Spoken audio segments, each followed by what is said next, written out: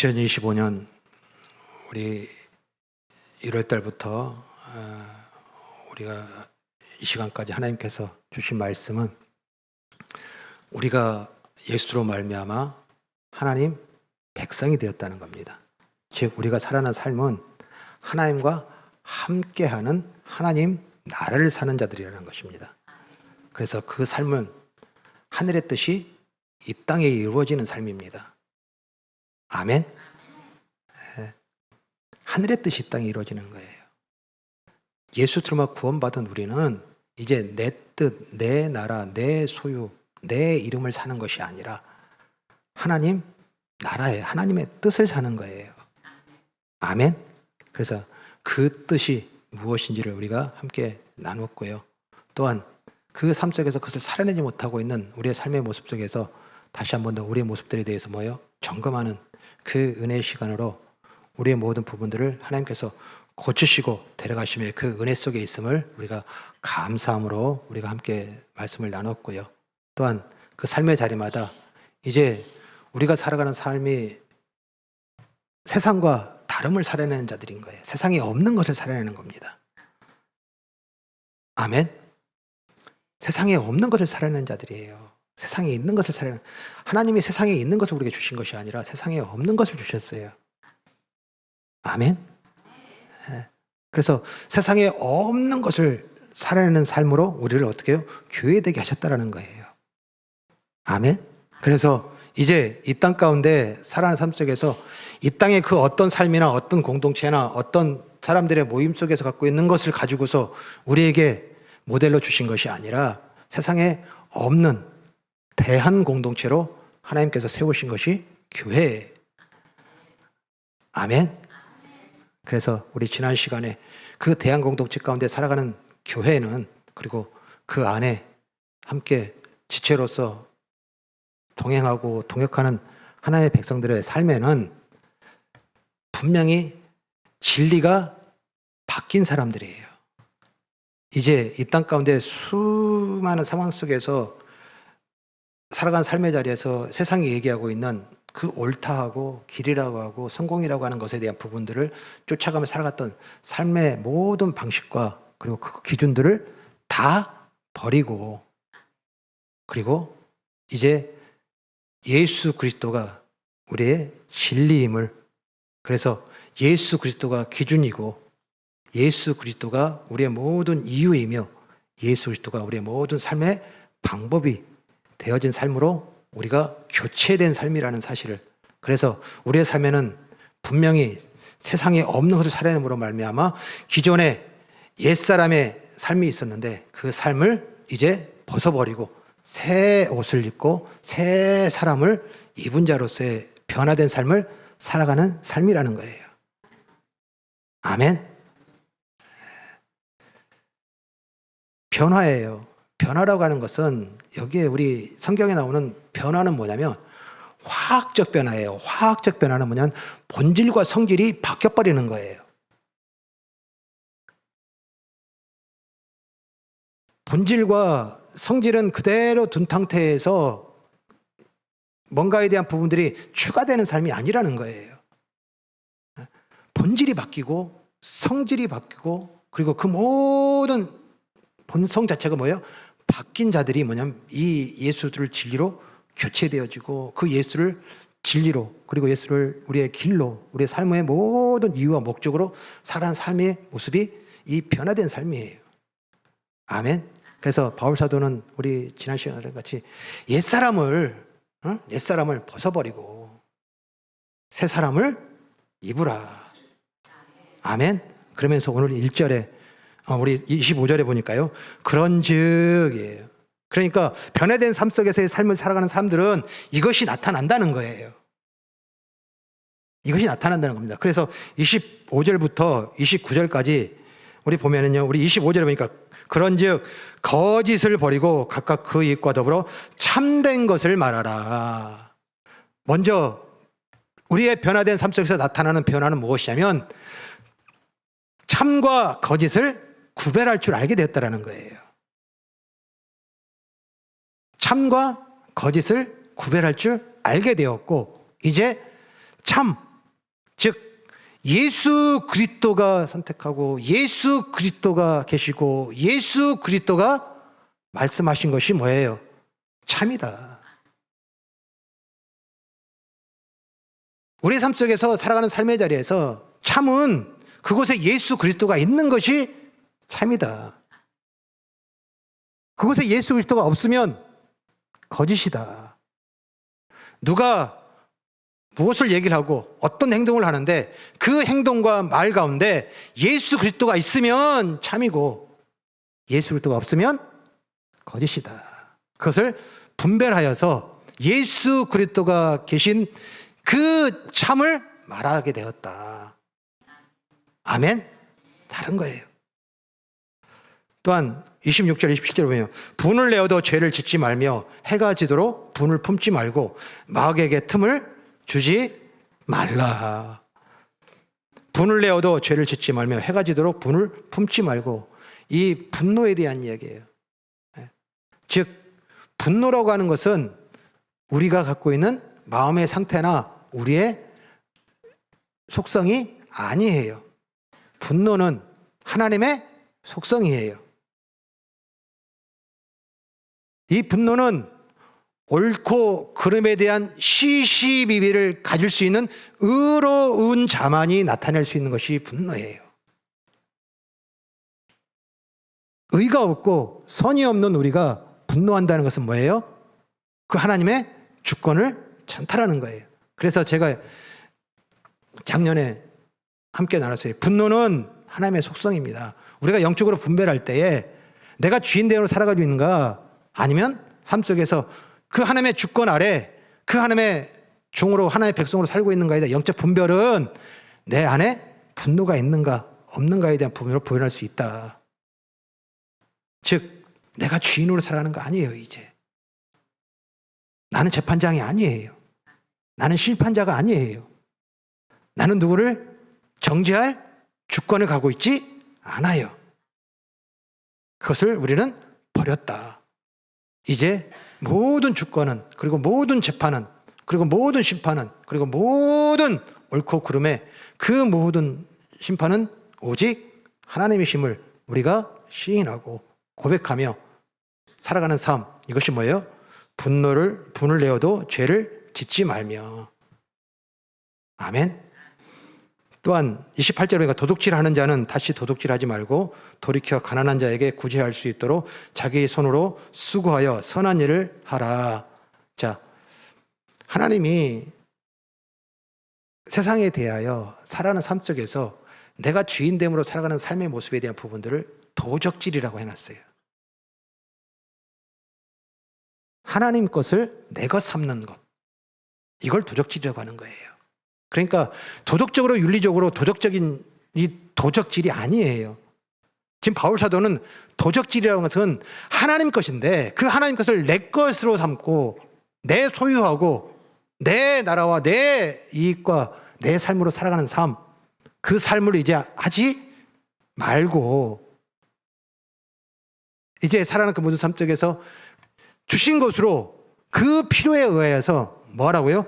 우리 28절 우리 중반에 보면 돌이켜서 가난한 자에게 구제할 수 있도록 자기 손으로 수고하여 선한 일을 하라. 아멘. 우리가 살아가는 그 모든 삶 속에서의 삶의 모습 속에 우리가 갖고 있는 삶의 모든 결정과 선택의 순간에 갖고 있는 것이 뭐예요? 자기 유익이에요. 그러니까 자기 중심이에요. 나의 유익이 되면 저게 사람들이 다 비판하고 손가락질하고 다 꺼려해도 나에게 유익이 되면 그건 선이 되어 있는 거. 이게 도적질이에요. 이게 죄예요. 그것을 뭐예요? 멀리하고 떠나고 돌이키고 이제 가난한 자에게 구제. 내가 가지고 있는 것이 하나님께서 지금 필요한 곳이 있으시기에 나에게 주셨다는 것으로, 그래서 청지기로 살아가는 삶의 변화가 뭐예요? 오늘 여러분들이 계신 말씀에 선한 일을 하며. 아멘? 달라요. 다른 겁니다. 도덕적 윤리적으로 선하다 착하다 라고 하는 얘기를 하는 거 아니에요. 처음부터 끝까지 계속해서 뭔 얘기를 해주시고 있어요. 내가 주인 된 자리에 내려왔느냐, 내려오지 않았느냐.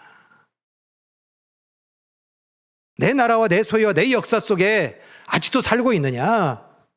하나님의 그 생명의 역사, 그 영원한 영생의 하나님 나라를 살고 있느냐. 이 변화는 예수 그리스도를 진리로 삼고 이제 그 삶의 모든 것들이 화학적 반응으로 변화된 사람들에 나타나는 증거라는 거예요. 아멘. 또한 우리 29절에 보니까 무릇 더러운 말은 너희 입 밖에도 내지 말고 오직 덕을 세우는데 소용되는 대로 선한 말을 하여 듣는 자들에게 은혜를 끼치게 하라. 아멘. 더러운 말이에요. 그리고 여기 보면 선한 말이 있어요. 더러운 말은 뭡니까? 죽이는 말이에요. 죽이는 말이에요. 그러나 선한 말은요, 살리는 말이에요. 아멘. 분명히 우리 알아요. 이 말이 죽이는 말인지 살리는 말인지. 우리가 가정에서, 우리의 일터에서, 우리가 일상에서 우리의 말이 어떤 것은 죽이는 말이고 어떤 것은 살리는 말인 걸 알아요. 그런데 변화된 사람들은 살리는 말을 해요. 아멘. 이것이 뭐예요? 분명히 우리 삶 속에서 나타난다. 아멘. 그 이유는, 그리고 그로 말미암아 나타나는 분명한 변화로 말미암은 이 증거가 뭐냐면, 우리 29절의 끝에 보면요, 은혜를 끼치게 하라. 자, 은혜를 끼치게 하라. 이 끼치다라는 단어, 참 우리 한글에 이 끼치다는 단어가 어떤 겁니까? 끼치다. 한글로 이걸 끼치다라고 이렇게 해 놓으니까 뭔가 영향력을 주고, 그리고 그 사람에게 생각하게 하고, 그리고 그것으로 지금 뭔가에 대한 부분들을 도전받고, 그리고 그것에 대해서 그 현재 모든 어려운 상황 속에서의 그 상황 속에서의 문제들을 이것으로 해결받는 것, 즉 이 끼치다라는 단어로 해석한 건데요, 그냥 우리 쉽게 말하면 우리가 받은 은혜를 뭐하다 해요? 그 사람에게 줘라. 줘라예요. 오늘 우리 그러는 교회 이름과 똑같은 거예요. Gospel Flowing Church. 이 복음이, 이 은혜가, 이 생명이, 이 진리가 뭐하라고요? 우리의 일상에서 흘러가라는 거예요. 즉 우리가 변화된 모습으로 말미암아 우리가 갖게 된 사명이 뭡니까? 부활의 증인이에요. 아멘. 예수들을 진리로, 그리고 길로, 유일한 생명으로 따르는 자들의 삶 속에서의 변화가 예수 그리스도의 부활의 증거라는 거예요. 그 증인으로 살아가는 삶의 모습들이 우리 가운데 뭐예요? 나타난다는 거예요. 아멘. 오늘 우리가 진리가 교체된 거예요. 진리가 바뀐 거예요. 우리가 지금 따르고 쫓고, 그리고 그 모든 삶 속에서의 적용되어졌던 이 기준들이 바뀐 거란 말이에요. 바뀌면 그 기준이 바뀌었는데 삶을 옛사람으로 살아갈 수 있어요? 다 부딪힐 수밖에 없는데. 예전에는 10cm가 기준이었는데 지금은 30cm가 기준이라면 이 10cm의 삶을 어떻게 살아요? 못 살아요. 10cm의 삶을 살아갔던 모든 것들은 다 뭐예요? 키워야 될 거 아니에요. 집이 있어요. 그 집이 있는데 그 집이 1m 20밖에 안 돼요. 그래서 들어갈 때 어떻게 해야 돼요? 숙이고 들어가야 되고요. 그 집에 가구들과 그 모든 것들은 그 낮은 것에 맞춰야 돼요. 자, 그런데 새로 이사를 했어요. 새로 이사한 집에 지금 높이가 지금 거의 2m 가까워요. 예? 그러면 이제 그 삶의 모습들이 제일 먼저 들어갈 때부터의 모든 행동들부터 그리고 모든 생활들이 다 바뀔 거 아니에요. 이 바뀐 변화, 이것은 우리의 일상 속에서 나타나는 모습이라는 거예요. 아멘? 그런데 어때요? 아직도 이 10cm 기준을 맞춰서 거기에 맞췄던 것을 한 번 안 바뀌고 이걸 그대로 가지고 있는 거예요.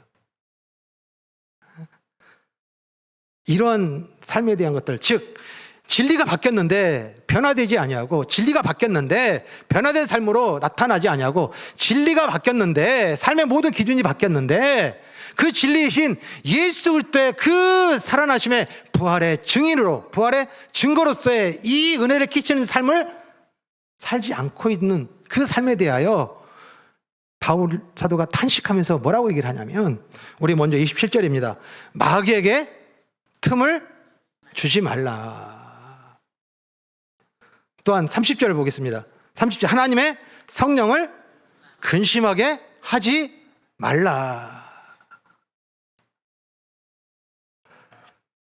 지금 우리가 변화된 삶으로 살아가지 아니하고 진리가 교체되어져서 이제 이 땅 가운데서 그 예수 그리스도가 모든 삶의 기준이 되어져서 새로운 새 사람의 옷을 입고 살아가는 삶을 살아가는 삶이, 자꾸 우리는 뭐 하더라는 거예요? 또 버렸던 옷을 자꾸 찾아서 입으려고 그런단 말이에요.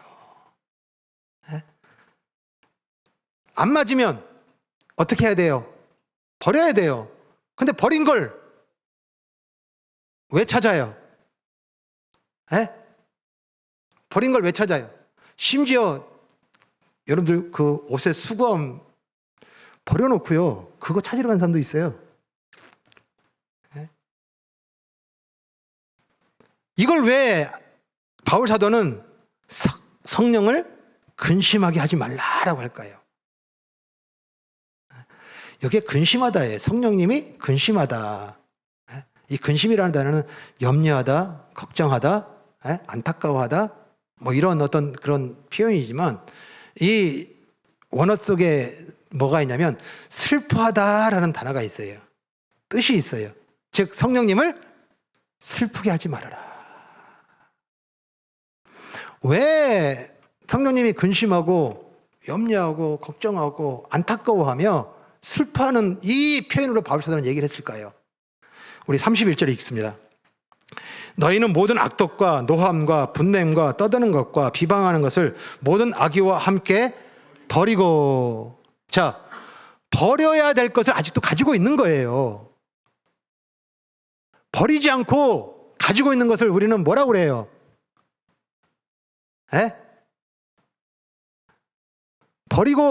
버리지 않고 가지고 있는 것을 뭐라고 그러냐고요? 똥꼬집이라고 그래요. 영어로 표현하면요, 호더. 호드라는 뜻이 뭐냐면 거기에 의미와 가치를 부여를 한 거예요. 저게 나의 역사, 저게 나의 이름, 저게 나의 영혼. 여러분들 TV에 있다가 보시면은 냄새가 나가지고서 사람들이 이렇게 해서 막 신고를 해가지고서 문을 개봉해보면 쓰레기들 잔뜩 쌓여있는 집들 있잖아요. 이런 사람들을 호드라고 그래요. 그런데 그 사람은 그 하나하나에 자기의 모든 마음과 생을 다 담아놨어요. 그러니까 버려요, 못 버려요? 못 버려요. 저거 없어지면 내가 끝나는 거야. 그러니까 어때요? 그 사람들이 냄새난다, 여기 병 걸린다, 이게 삶을 살면 당신 큰일 난다 라고 아무리 설득하고 얘기를 해도 버려요, 안 버려요? 못 버려요, 못 버려. 이걸 뭐라고 그러냐면 똥꼬집이라고 하는 거예요. 다시 말씀드리면, 우리가 고집 피우는 이유는 고집 피는 이유는 우리가 살아가는 그 옛사람에 여전히 내 역사라는 것과 내 나라와 내 소유라는 것과 내 자존과 내 존재에 대한 부분들을 그 옛사람의 삶 속에서 만들었던 이 삶의 방식들을 버리지 못하는 고집이라는 거예요.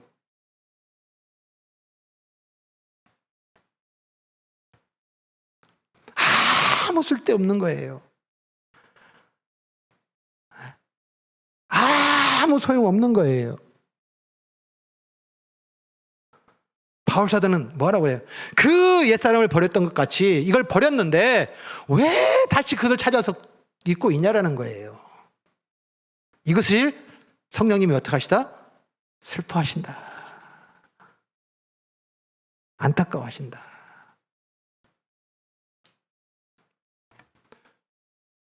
왜 우리가 자꾸 이 옛사람의 삶 속에서 갖고 있는 삶을 우리가 버리지 못하고 우리가 지금 살아가는 삶 속에서의 삶의 모습들을 온전하게 이 변화된 삶으로 살아내지 못하는 궁극적인 이유를 바울 사도는 무슨 얘기를 가지고서 우리에게 설명을 하고 우리에게 보여주냐면, 우리 32절 같이 있습니다. 서로 친절하게 하며 불쌍히 여기며 서로 용서하기를 하나님의 그리스도 안에서 너희를 용서하심과 같이 하라. 아멘. 자, 바울 사도는 변화된 삶 속에서의 앞에 25절부터 29절까지의 이 네 가지의 통틀어서 이야기하는 속에 또한 용서도 뭐예요? 우리가 진리가 바뀌고 예수 그리스도로 기준 삼고 살아가는 삶으로 변화된 새 사람의 변화의 모습 중에 중요한 요소가 뭐냐면 이 용서라는 거예요. 그런데 바울 사도는 이 용서는 어떻게 뭐라고 얘기를 하냐면, 하나님이 그리스도 안에서 너희를 용서하심 같이 하라. 이래. 하나님이 너희를 그리스도 안에서 용서하심 같이 하라.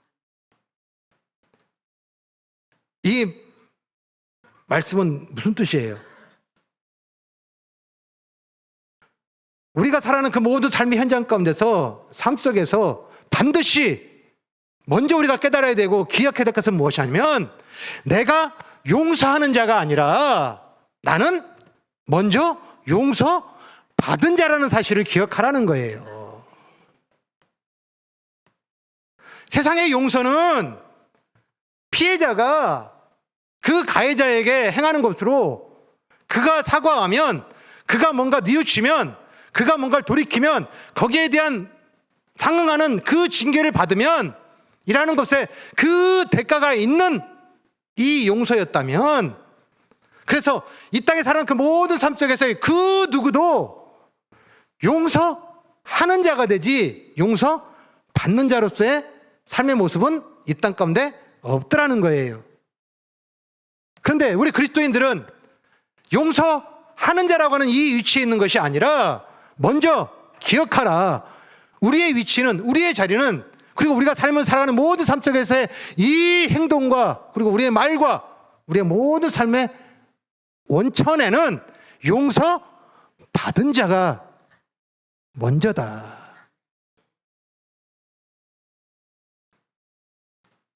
아멘.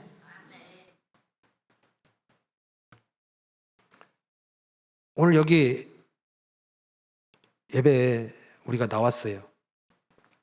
여기 예배 우리가 어떻게 나오게 됐어요?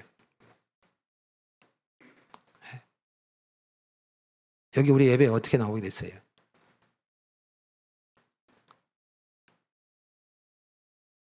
내가 착한 일을 많이 했기 때문에, 뭔가 세상에서 얘기하는 어떤 성공의 기준을 내가 갖췄기 때문에, 내가 뭔가 잘한 일이 있어, 그것으로 사람들에게 이야기하고 싶어서 나오는 거예요.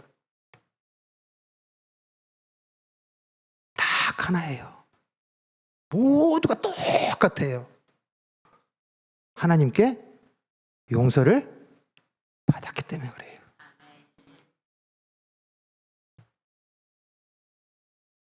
여기 용서받지 못한 사람들이 예배한다? 이거 예배 아니에요. 용서받은 자로 이 자리에 앉아있는 것이 예배예요. 그래, 우리의 정체성, 우리 그리스도인에 대해서 정의를 내리고 그 참 정의는 무엇이냐면 하나님께 용서받은 자예요. 이걸 바울 사도는 지금 그걸 기억하라는 거예요. 아멘? 자, 그런데 주목할 것은 무엇이냐면 여기에 우리 하나님이 그리스도 안에서 너희를 용서하신 것 같이 알아. 자, 용서라고 하는 것에 대한 부분들을 지금 어떤 관계 속에서 지금 누군가가 용서하는 사람은 한 사람이잖아요. 그러니까 지칭을 한다면 너희는 용서하라 라고 하는 게 맞잖아요. 네? 지금 가해자나 아니면 용서받아야 될 사람이 지금 용서하라는 얘기는 아니잖아요. 근데 지금 바울 사도는 뭐라고 얘기를 하냐면 우리 32절 다시 읽어볼게요. 서로 친절하게 하며 불쌍히 여기며 서로 용서하기를. 이 서로가 나와요. 서로가 나옵니다. 서로는 한 사람이에요? 두 사람이에요? 두 사람 이상인 거죠. 그러니까 그런데 이 용서라고 하는 것은 이 서로라고 하는 이 두 사람은 어떤 사람들인 거예요? 둘 다 용서를 받은 사람들이에요. 아멘? 즉 용서를 받았다는 사람들은 믿는 사람들이에요? 안 믿는 사람들이에요? 믿는 사람들이에요. 그러면 용서받은 사람들만 모여있는 곳이 어디예요? 교회라면 지금 오늘 서로 용서하라라고 하는 이 은혜의 역사 현장과 이 축복의 현장과 이 놀란 신비한 역사는 어디에서 일어난 일이라는 거예요?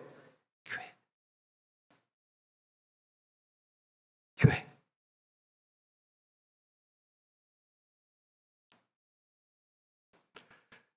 2007년도에 참 반 기독교, 안티 크리스찬을 참 많이 양산했던 영화가 하나가 있어요. 미량이라는 영화예요. 자, 한번 사진 보여줄까요? 미량 보시지는 않았지만 많이 들어보셨을 거예요. 참 이거 뭐 시사나 아니면은 여러 가지 어떤 그런 오락 프로그램이든지 뭐 할 때 이 미량이라는 영화가 많이 나와요. 지금 이 전도연 배우가 지금 연기했던 이 역할은 어떤 역할이냐면 남편으로부터 상처를 받았어요. 그 상처를 받고 결국에는 이혼을 하고 이제 그 아들이 하나 있어요. 그 아들이 있는데 그 아들과 새로운 삶을 살기 위하여 찾은 곳이 어디냐면 이 밀양이에요. 그래서 그 밀양에 어쩌면 익숙했던 그 서울에서 살던 삶을 이제 아는 사람 없이 먼 낯선 곳에서 새롭게 살겠다는 의지와 다짐으로 온 곳이에요. 그런데 어쩌면은 의지하고 기댔던 그 남편의 배신으로 말미암아 상처받았던 그 삶의 모습 속에 이제 기대고 의지할 사람이 누구예요? 그렇지, 아들이죠. 그런데 그 아들이 어느 날 집에 들어오지 않고 결국에는 그 아들이 시체로 발견이 돼요. 즉 유괴를 당해서 죽임을 당합니다. 그런데 그 가해자, 그 살인자가 누구냐면 그 아이가 다니는 학원의 운전사예요. 그래서 그 사람이 잡힙니다. 그리고 그는 감옥에 있고 그 아들의 상실과 그리고 지금 여기까지 와서 새롭게 살겠다고 하는 것들 모든 것들이 다 무너지는 절망과 그리고 그 낙담으로 말미암아 그 모든 것을 다 피하고 그냥 아무런 의미 없이 아무런 그냥 삶에 그냥 가치 없이 그냥 살고 있고 슬픔 속에서 괴로워하고 있던 그에게 이웃이 찾아와서 무엇을 권하냐면 교회를 권해요. 그래서 그 교회에 가서 이제 말씀과 그리고 그들과 모임과 나눔을 통하여서 뭔가 그 삶 속에서의 새로운 의미와 그 삶에 대한 부분들을 회복을 합니다. 그리고서 예수를 믿고 세례까지 받고 이제 그 모든 교회 섬김의 사역들 가운데 많은 일들을 하면서 그 가운데 무슨 고백을 하냐면 내가 지금 그 사람을, 그 살인자를, 그리고 그 가해자를 내가 용서해야 되겠다.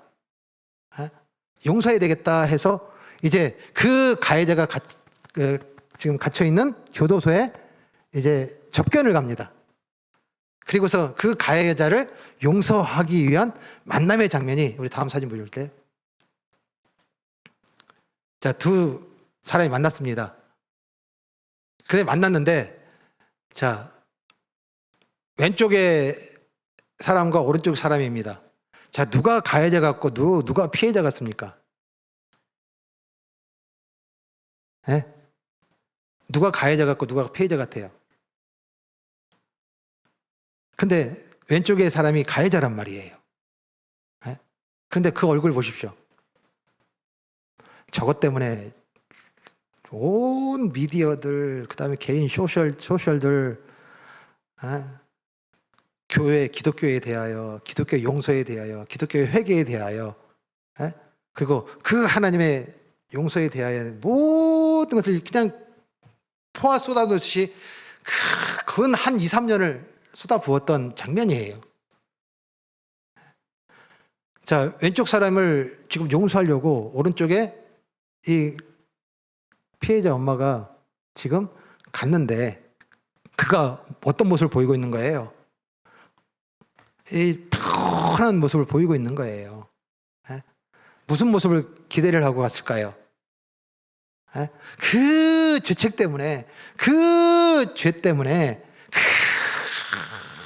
부끄럽고 죄스럽고, 그리고 어쩔 줄 몰라 하면서 막 고개를 숙이고 시선을 못 맞추면서 어쩔 줄 몰라는 이것을 기대하고 갔을 거예요.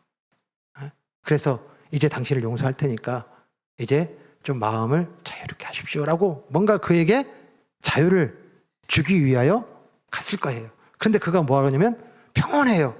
그래서 그가 한다는 말이 무슨 말을 하냐면, 우리 왼쪽에 보니까요, 하나님이 제 죄를 용서해 주셨습니다. 그래서 저는 편안합니다. 그러니 걱정하지 마시고 이제 일부러 면회 오지 않으셔도 됩니다.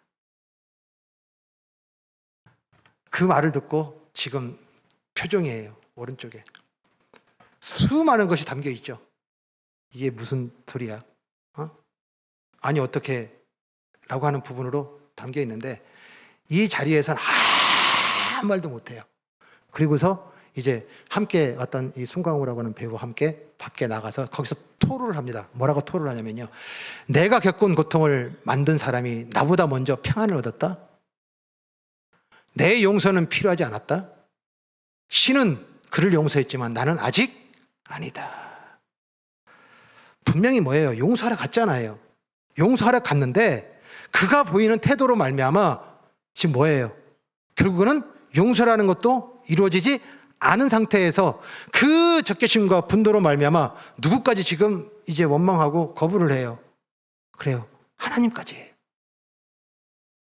그런데 여기에 이 많은 시사들이, 그리고 많은 미디어들이, 그리고 많은 소셜들이 쏟아부었던 저게 죄의 모습, 회개의 모습이 아니다, 저게 온전한 모습이 아니다 라고 하는 것으로서 이 가해자에 대한 부분이든지 아니면은 지금 이 전도연 배우의 그 배역에 대한 부분에 대한 것들을 얘기하는 것이 아니라 한번 생각해 보자고요. 제가 주목하는 것은 무엇이냐면, 자, 하나님이 내 죄를 용서해 주셨습니다 라고 하는 이 사람, 예수 믿는 사람이 아니에요. 예? 예수 믿는 사람이에요. 용서 받은 사람이에요. 자, 이 가해자 엄마, 아니 피해자 엄마, 이 전도연 씨가 배역했던 이 배역의 사람은 예수 믿는 사람이 아니에요. 세례 받았다고 그랬잖아요. 세례 받았다니까요. 세례 받고 그 교회 섬김과 나눔과 봉사활동에 적극적으로 다니면서 교회 활동에 아주 적극적이에다가 기도 중에 그 철학 기도였던 것 같아요. 기도 중에 그 사람 용서해야 되겠다는 마음이 일어나서 용서를 갔다고요. 그러니까 이 사람도 뭐예요? 예수 믿는 사람이에요. 예수 믿는 사람과 예수 믿는 사람이 그 예수의 이름으로 모여서 만났는데 여기에 용서가 일어나요, 안 일어나요?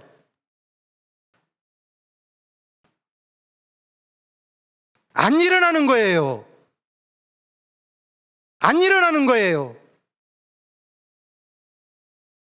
교회는 예수 그리스도의 용서받은 자와 예수 그리스도로 말미암아 용서받은 자들이 만나는 현장으로 말미암아 그 안에 서로 관계 속에서의 연약함이 있고 나약함이 있어서 그 가운데 뭔가 부족하고 뭔가 잘못이 있고 또 뭔가 그 사람에 대한 부분에 더 나은 부분이 있을 수 있는 수많은 우리의 연약함들이 만나는 현장이에요. 그 현장에 우리가 대하는 태도는 용서받은 자로서의 그 자리에 뭐가 경험이 돼야 되는 거예요? 용서가 경험이 돼야 되는 거예요.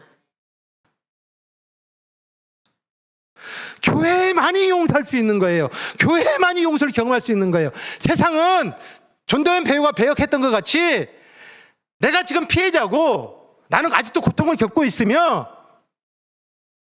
이제 그 고통 가운데 나는 당신이 나에게 사과를 하고 거기에 대한 응분의 삶의 모습이라든가 삶 속에서 괴로움이라든가 고통스러운 모습을 내가 당신을 용서함으로 말미암아 거기서 건져주는 이것이 세상의 용서예요. 그런데 그 용서가 왜 교회 안에?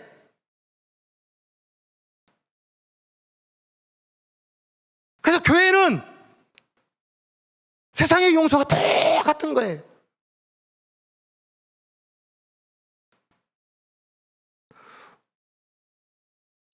오늘 바울 사도가 얘기하는 것은 무엇이냐면 변화라고 하는 이 변화 속에 우리가 사는 삶 속에서의 용서받은 자라고 하는 이 사실에 대한 부분들을 망각하고 잊어버리는 것,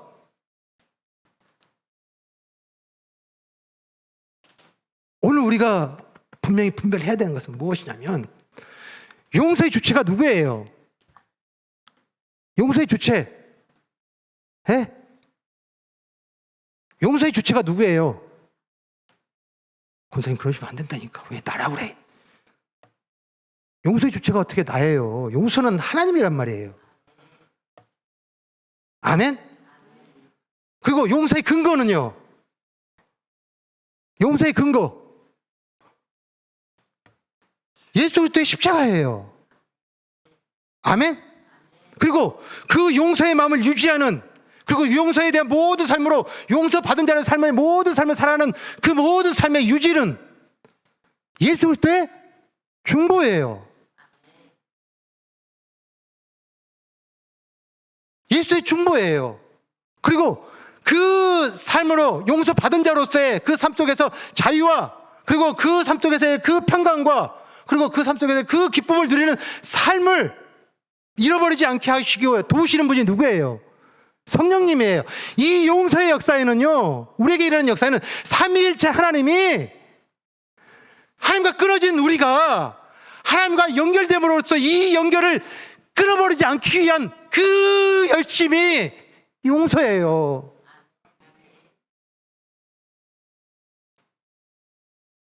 아멘.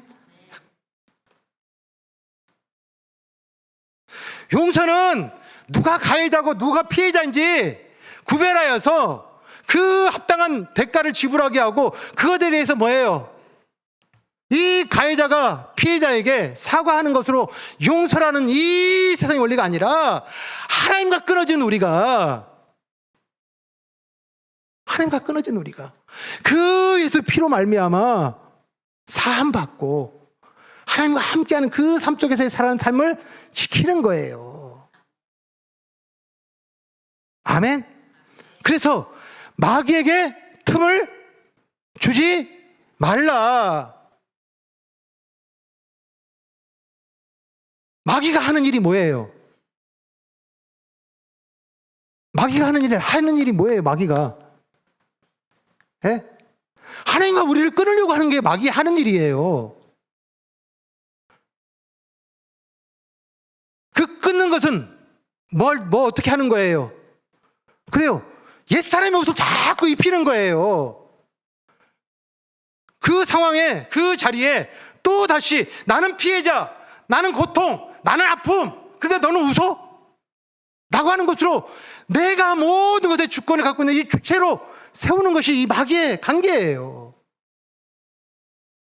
결국에는 이 전도연 배우가 이 대사 속에 맨 마지막에 신은 그를 용서했지만 나는 아직 아니다 하면서 누구를 거부하기까지 이르러요? 하나님을 거부하는 데까지 이른단 말이에요.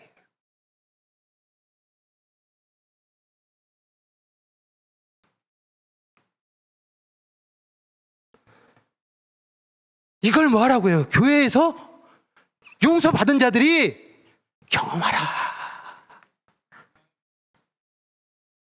아멘. 우리 종교개혁자 존 낙스라는 종교개혁자가 있어요. 그 종교개혁자 존 낙스가 이렇게 얘기를 했어요. 우리 다음 볼까요? 용서를 거부하는 마음은 상대를 향한 분노가 아니라 하나님의 은혜를 잊은 증거입니다.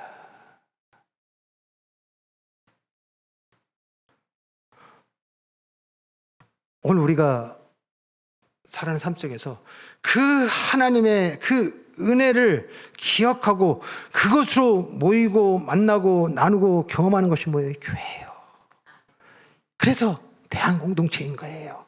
세상에 없는 것을 경험하고 세상에 없는 것을 살아내는 사람들의 모임, 이게 교회예요. 그래서 뭐 하셔야 되는 거예요? 교회에서 이 공동체 안에서 용서를 경험해야 되는 거예요. 오늘 에베소 교회에다가 다른 문제 다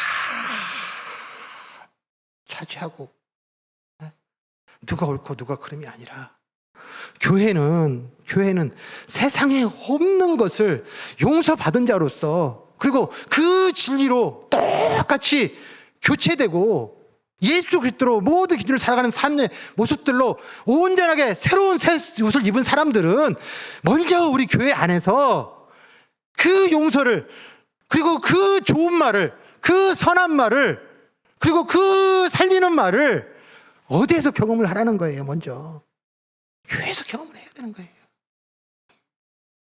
그래야지 뭐하다 해요? 나가서 은혜를 끼치라. 교회에서 용서가 배우질 못했는데, 교회에서 선한 것을 배우질 못했는데, 교회에서 참을 배우질 못했는데 세상에 가가지고서 참을 찾고 선을 찾고 용서를 찾고 그러면 세상에서 배우는 것밖에 없잖아요. 도리어 가지고 들어와요 그걸.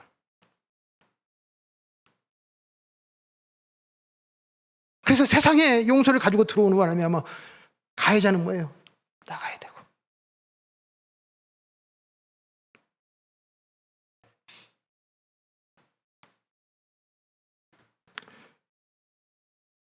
마태복음 18장, 마태복음 8장 보겠습니다. 마태복음 18장 32절부터 35절. 예수님께서 용서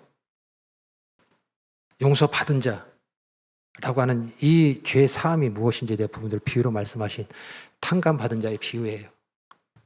이에 주인이 그를 불러다가 말하되 악한 종아, 내가 빌기에 내가 내 빚을 전부 탕감하여 주었거늘 내가 너를 불쌍히 여긴 것 같이 너도 내 동료를 불쌍히 여김에 마땅하지 아니하냐. 주인이 노하여 그 빚을 다 갚도록 그를 옥졸들에게 넘기니라. 너희가 각각 마음으로부터 형제를 용서하지 아니하면 나의 하늘 아버지께서도 너희에게 이와 같이 하시리라. 로마서 12장 18절부터 보겠습니다. 할 수 있거든 너희로서는 모든 사람과 더불어 화목하라. 내 사랑하는 자들아, 너희가 친히 원수를 갚지 말고 하나님의 진노하심에 맡기라. 기록되었을 때 원수 갚는 것이 내게 있으니 내가 갚으리라고 주께서 말씀하시니라. 내 원수가 줄이거든 먹이고 목마르거든 마시게 하라. 그리함으로 내가 숯불을 그 머리에 쌓아 놓으리라. 악에게 치지 말고 선으로 악을 이기라. 아멘. 바울 사도는 우리가 세상에 나아가서 보냄받은 그 현장 가운데서 용서를 하지 못하는 것은 우리 교회 공동체 안에서 이 용서를 경험하지 못했기 때문이라는 거예요. 그러니 뭐하라 해요? 서로 용서하라. 하나님이 그리스도 안에서 너희를 용서하심과 같이. 아멘. 말씀을 맺겠습니다. 누가복음 23장 34절이에요. 이에 예수께서 이르시되 아버지 저들을 사하여 주옵소서. 자기들이 하는 것을 알지 못함이니이다 하시더라. 그들이 그의 옷을 나눠 제비 뽑을세.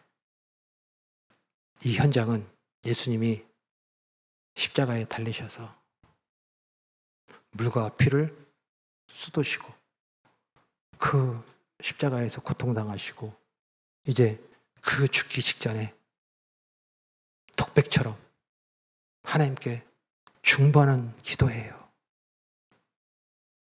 예수님을 조롱합니다. 네가 하나님의 아들이면 내려와라.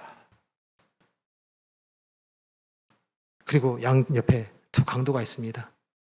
두 강도가 네가 하나님의 아들, 너도 용서를 못하고 너도 살리지도 못하는데 무슨 하나님의 아들이냐고 조롱합니다. 죄 없이 예수님을 단지 그들의 걸림돌이 된다고 하여서 말도 안 되는 제목을 덮어씌워서 그것도 그들에게는 신성모독이라고 판단을 해놓고 빌라도에게는 반역죄라고 하는 것으로 고발하여서 예수님을 죽이기로 작정하고 그 억울한 그 누명을 쓰고 그 십자가에 달리신 예수님이 그들에 대하여 분개하거나 분노하지 아니하시고 중보하셔요. 이에 예수께서 이르시되 아버지 저들을 사하여 주옵소서. 자기들이 하는 것을 알지 못함이니이다. 오늘 우리가 예배하는 것도, 오늘 우리가 하나님의 이름을 부르는 것도, 그리고 그 하나님을 찬양하는 것도, 우리의 모든 일상 속에서 우리가 예수의 이름으로 기도하는 것도 그 용서를 유지시키고 그 용서의 그 모든 삶의 속에서 갖고 있는 것으로 우리의 삶을 살게 하시는 예수 그리스도의 중보의 현장이, 예수 그리스도의 그 눈물의 중보의 현장이 우리가 살아가는 모든 일상의 은혜예요. 아멘. 그래서 용서는 우리가 받은 은혜에 대한 순종이에요. 아멘. 그것을 어디서 경험을 하셔야 돼요? 밖에서 경험 못해요. 여전히 피해자로서 그 사람의 사과와 그 사람의 태도에 반응하여서 용서는 이 용서 말하는 거 아니에요. 긍휼히 여김이에요. 불쌍히 여김이에요. 아멘. 그 용서를 우리가 먼저, 이 용서뿐만 아니라 우리가 갖고 있는 이 땅에 살아가는 모든 삶의 세상에 없는 평안, 세상에 없는 승리, 세상에 없는 자유, 이 모든 것을 어디서 경험을 하시는 거예요? 교회 안에서. 아멘. 그러기 위해서는 그 시작에 우리 안에 먼저 뭐가 일어나야 돼요? 용서가 일어나야 돼요. 아멘. 우리 그 시작에 이제 그 예수만의 모습, 그리고 그 하나님께서 이 대한 공동체를 준 이 교회가 은혜를 끼치는 그 사명을 감당하기 위해서는 우리가 뭐가 일어나야 돼요? 용서받은 자로서의 용서. 아멘. 우리 내년에 준비할 때 같은 마음으로, 아멘, 그렇게 다시 진정 그 세상에 없는 용서가, 그리고 세상에 없는 사랑, 그리고 세상에 없는 그 자유와 그 기쁨을 우리가 우리 교회 안에서 경험하는 그 은혜의 원년으로 다시 한번 회복되어지고, 진정 하나님께서 이제 찾으시는 그 영혼들이 우리가 갖는 그 용서를 보고 그리고 그 자유를 보고 그 기쁨을 보고 그리고 그 선함을 보고 예수께 돌아오는 이 생명의 열매를 맺을 수 있는 귀한 우리의 주신 사명을 감당하며 다시 한번 오늘 주신 말씀과 같이 바울 사도가 같이 뭐 하라고요? 하나님이 그리스도 안에서 너희를 용서하심과 같이 용서하라. 아멘. 그 은혜의 삶으로 우리 다시 한번 더 교회 안에 진정한 하나님께서 주신 그 뜻, 그 약속들이 이루어지고 그리고 그 사랑과 그 기쁨과 그 자유가 경험되는 은혜로 오늘 주신 말씀과 같이 가난한 자가 없고 아파하는 자가 없고 그리고 이 땅 가운데 높음과 많음이 없는 온전한 하나님 나라의 그 아름다운 보시기에 힘이 좋은 교회 아름다움을 회복할 수 있는 은혜로 다시 한번 세워지기를 간절히 축복합니다.